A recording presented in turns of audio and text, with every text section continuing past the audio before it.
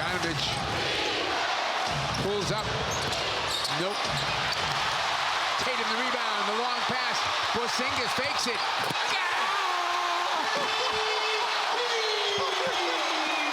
Who knew the best game of the season was going to be when Detroit came to town? Welcome to Celtics post-game live. Eddie House, Amina Smith here with you. The Celtics survive the Pistons in overtime, 128-122. And Eddie, we talked about this in the pregame show. I felt like this game was a little bit weird with the Detroit Pistons coming in on a 27-game losing streak, the Celtics coming off of that West Coast trip, and everything just seemed like it didn't sit right coming into this game. But what kept it so close all the way through? Hey, you were right. It was a janky game from the start. What came through was, you know what was even jankier? Let me tell you, you know what the jankiest thing about it all was? Think about where we was shooting baskets in the first half and the second half. Usually we're in front of their bench in the second half. It was flipped. So it was a bunch of janky things working. You know, it kind of looked a little funny, but I think that they just figured out exactly how they needed to get down. And that was they needed to pound the paint. They did that in the second half. They was plus 46 from the first half to the second half with 66 points in the paint. They got to moving the basketball and playing Celtic basketball, and that's what they didn't do in the first half. I thought they were kind of just treading in mud a little bit. They were a little slow, a little sluggish. Everything was a half count off, and I think that second half they regrouped and they came out, especially in that third quarter, and balled out. Yeah, well, good thing Kristaps Porzingis was on the floor for the Celtics tonight. 35 points out of him. He's with Abby Chin after this game. Kristaps, this Detroit team has a lot of pride. You guys were down 19 at the break. You and JT basically put your team on your backs in that second half. How did you complete the comeback? We had to. We knew that first half was very uncharacteristic for us. And we had to turn it on in the second half. And you saw from the first minute we came out a different team. And yeah, we tried to do every little thing that we could to get ourselves back in the game. And we did that. And what a contrast in the atmosphere, in the game, everything from first half to the second, right? And it was an incredible game, and I'm glad we got this win. Yeah, the first OT win of the season. Winning plays up and down the floor. What made the difference in this one? I think our effort was just completely different in the second half. This was, again, I think a little bit of like an example that you can get when you're good. It's easy to kind of get a bit complacent maybe, you know, and that's maybe what happened to us in the first half. After coming off a longer time being on a roll, different times on all those excuses we can find, of course, but we just didn't come out the right way. And you saw it. It was a different team in the second half, running, getting those steals, being aggressive, and we got the job done. For you, a season-high 33 points. You had 13 in the fourth quarter in overtime. What were you seeing and able to execute? I was just playing my game. We were adjusting to whatever they were doing, so whenever they were switching, we tried to take advantage of that. We saw some matchups that we liked for JT. JT was going at those guys and scoring and stuff, and we just trying to make the right play for each other.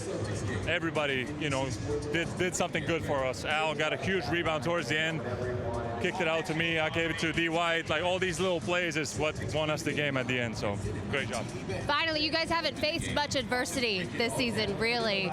How important are these experiences? It's definitely, I mean, definitely important. You know, we're gonna have games like this. And I think these are the type of games that can really test us. And tonight was a good test for us, being down 20 at half and coming back in the second. So definitely valuable experience. Kristaps, thank you. Congrats. Thank you. Scal joining us live from inside of TD Garden. Scal, this Pistons team led by as much as 21 in tonight's matchup, led by 19 at the half.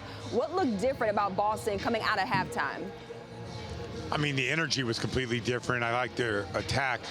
I want to point out a few people, right? One, like Jason Tatum, not only were you seeing him aggressive, trying to get downhill, but like he was communicating with guys, and it really meant a lot to him. I liked his leadership today. Derek White, the plays that he was making, you know, like the getting downhill when Tatum went to the bench, they had him kind of run the offense at times, and he was great. But you guys have already talked about Porzingis and what he's done, and this team was fantastic in that second half, and obviously they can bottle that up. It's that's what makes this environment amazing. Eddie, what did you notice that was different about this Celtics team going into that third quarter, where they typically have been good as of late? Everything was different except the rebounding. Yeah. Excuse me. I think the rebounding was probably our Achilles heel tonight, but for the most part, everything, their energy, the way they cut, excuse me, the way they cut, the way they shared the basketball, all of their numbers were different when you looked at what they did in the first half to the second half. And Scal, I'll let you take over while Eddie gets himself together. I think he needs some water. Give my man some water. I was gonna tell Eddie. I was like, you know what? I'll go ahead and communicate with Scal right now. What you gonna say, Scal? Give my man some iced tea or something like that. That's some iced tea. No, I'll say this. When you sick, you still battling through, man. You still here, man. You show up when you're not feeling well. Go ahead, Scal. Oh, I like that. I like that. Low management for Eddie House. Yeah, I agree with Eddie. I mean, the rebounding, it was atrocious today. Outside of that, and I mean, I don't know what it looked like for you guys on TV, but here, the Pistons do not look like a team that just dropped 28 straight. Like, that's crazy to me when you look at the way that they played. But, you know, give themselves a lot of credit. The fans were here, and you know, everything they needed to do in the second half, they did. In the first half, they were a little bit flat, and I give them a lot of credit because, you know, a lot of teams could not tap out, but it'd be hard to, you know, walk down a 21-point lead like that, and they did it all in the first half. And Scal, you mentioned the rebounding by the Pistons and the Celtics. Well, the Pistons, they out-rebounded the Celtics 57-44, and then I take a listen to Monty Williams calling out his team just about a week ago, talking about those rebounds as well, and then coming down to effort. How do you let a Pistons team that's been called out for effort out-rebound you in a matchup like this? Yeah, I mean, I think the thing that stood out, 31 second chance points. But, you know, like when you watch, Duran and Ivy are live wires. Like, they just get their hands on basketballs. Like, you could be in good position and two guys go up to jump. And I've seen Ivy out-jump Porzingis. Like, that doesn't happen. We've seen Porzingis all year, and Ivy just bounces up there and, like, tips that ball back. So I give them a lot of credit. Like, I just think, like, this team's a very athletic team.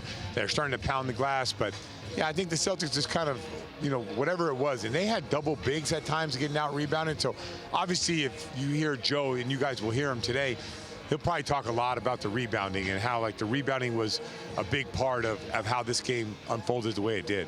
Eddie, what did you want to see in terms of rebounding from this Celtics team? Because I know we talk about the offensive rebounds a lot with Boston. Closing the possession out with the rebound. Like, don't give a team extra opportunity, especially a team that's been, you know, they're in the corner. They're fighting tooth and nail. Their coaches called them out. I'm quite sure they did had about 100 team meetings, right? I think we, 20, 30 games in, they didn't have 100 team meetings. You know what I mean? And it's been about effort, all those things.